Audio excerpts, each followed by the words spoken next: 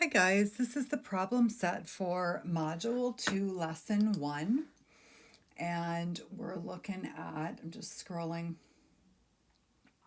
to our page here. We've got your exit ticket after this, which will not be hard after we do the problem set. So first, we are just asked to find the value and then also put it in simplest form. So I'm going to rewrite this as 1/3, because this is over 1, times 1/4, which equals 1/12. Then this one is 2/5 times 1/4, which equals, I'm going to reduce here. I can divide by 2, and I get 1/10.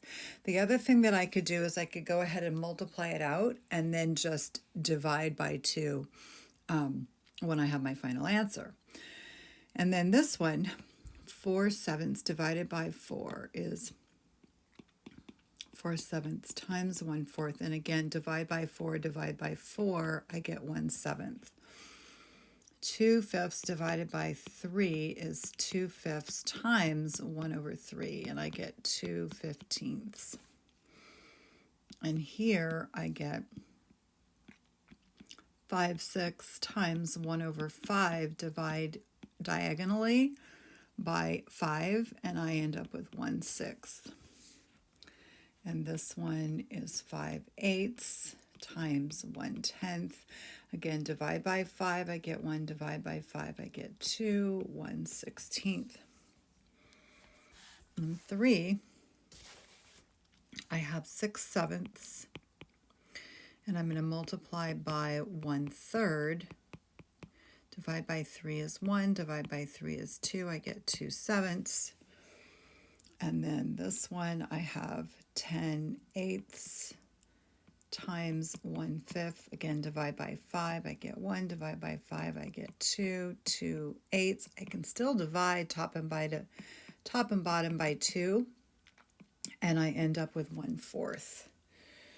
Okay, the next one, this is 3C, I get 26 multiplied by 1/2, divide by 2, I get 1, divide by 2, I get 10. I get 10/6. I can actually, how many 6's are in 10? There's 1, and then there's 4/6 left, or I can reduce top and bottom by 2, divide by 2, I get 1 and 2/3 for C. Or I could also leave it as divide by 5, or divide by 2 is 5, divide by 2. So I could also get 5/3 on that one. Then on 4 loads of stone weigh 2/3 of a ton. And so then they say, find the load of 1 stone. So I'm going to take 2/3, and I'm going to divide that by that 4 loads of stone, which equals 2/3 times 1/4, which is 2/12, which is 1/16, or no, wait, 1/6, excuse me, 1/6. And what is my label? Ton. What's the width of a rectangle with an area of 5/8 inches squared and a length of 10 inches? So I'm going to take that 5/8, I'll write it right out here. I'm going to take that 5/8 and I'm going to divide it by 10, which is equal to 5/8 times 1/10. Divide by 5, divide by 5, I get 1, and then I get 16ths for 5, and that would be inches. And then Lennox ironed 1/4 of the shirts over the weekend. She plans to split the remainder of the work equally over the next 5 evenings. So first question is, what fraction of the shirts will Lennox iron each day after school? So we're going to take let's see, 1/4 of the shirts over the weekend. She splits the remainder. So 1/4, so if I have 4/4 minus 1/4, I have 3/4 left. So I'm going to take that 3/4 and then I'm going to divide, aren't I doing every day after school, divide by 5, which is 3/4 times by 1/5, which is 3/20. 3/20 is of the shirts she will iron after each day after school. Then if Lennox has 40 shirts, how many shirts will she need to iron on Thursday and Friday? So this is where I'm trying to figure out. Let me do the calculation below a little bit. So if she has, we got 3/20, and now we know that she has 40 of those shirts, right? So that equals one. I'm doing my cross division and I end up with 60. Let's see, 40. And so I've got, let's see if I just divided 1, and that's actually 2. So 3 times 2 is going to give me 6. But if I have 6 shirts on each day, I've got to multiply it by 2 because they said Thursday and Friday. So 12 shirts for Thursday and Friday. That goes to that problem. Okay. Bo paid bills with 1/2 of his check. And then it says, he put 1/5 of the remainder in savings. The rest of his check he divided equally among the college accounts for his 3 children. Oh my gosh, this sounds really complicated. What fraction of his paycheck went into each child's account? So first off, we're going to take that 1/2 and we're going to multiply that by 1/5, which gives us 1/10.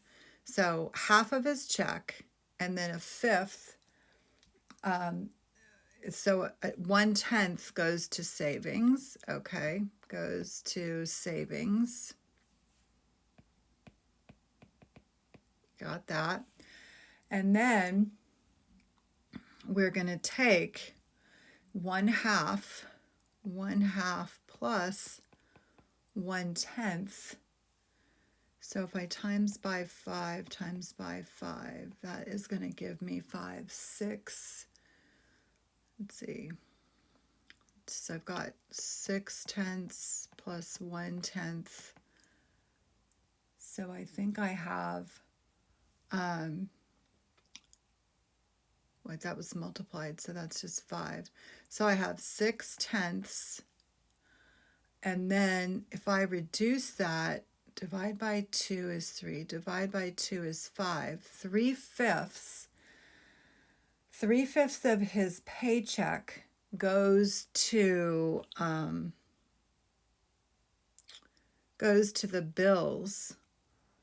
And so if that's going to bills, then that means out of 3/5, there's only 2/5 that can go to college accounts, because that's all that's left, right? The 3/5 plus 2/5 is going to be 5/5. So then we've got to figure out if how many kids did he have? He had 3 kids. So 3, I've got 2. Let me erase that a little bit. I know I should do a different color. So this is the A part. So I'm going to go down to I'm actually still in the B. I'm figuring out what is he putting in each child's account. So I've got 2/5, and I'm going to divide that by the 3 kids, which means 2/5 times 1/3, which is 2/15.